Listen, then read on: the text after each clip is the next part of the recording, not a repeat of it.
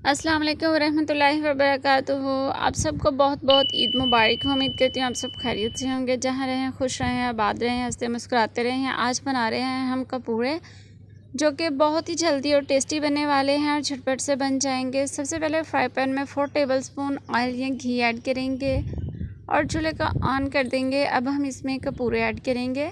तो चूल्हे की आँच को मैंने लो रखा हुआ है और अब हम इसमें मिर्च ऐड करेंगे। 1 टीस्पून पिसी हुई मिर्च ऐड करेंगे। आप अपने टेस्ट के हिसाब से मिर्च को बढ़ा भी सकते हैं और कम भी कर सकते हैं। हम स्पाइसी खाना चाहें तो ज़्यादा ऐड कर लें।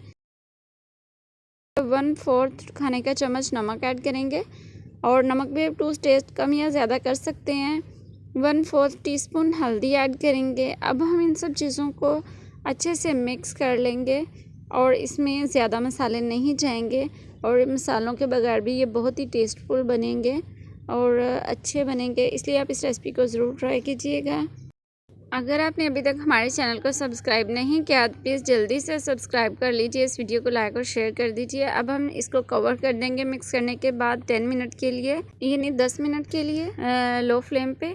ये देखिए पानी काफ़ी अंदर आ गया। ये पानी हमने ऐड नहीं किया, ये खुद से ही पानी इसका निकल आया। अब हम इसको हाई फ्लेम पे पका लेंगे यहाँ तक इसका पानी खुश्क हो जाए और इसकी अच्छे से हम बुनाई कर लेंगे, यानी हम इसको घी में अच्छे से फ्राई कर लेंगे।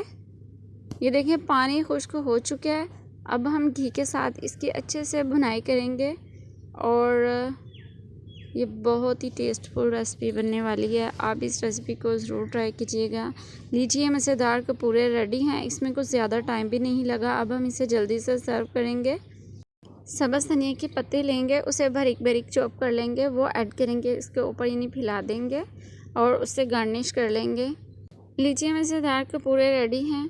अगर आपने अभी तक हमारे चैनल को सब्सक्राइब नहीं किया तो प्लीज़ जल्दी से सब्सक्राइब कर लीजिए। इस वीडियो को लाइक और शेयर कर दीजिए और बेल आइकन को क्लिक कर दीजिए और हमें अपनी दुआ में याद रखिए। अल्लाह हाफ़िज़।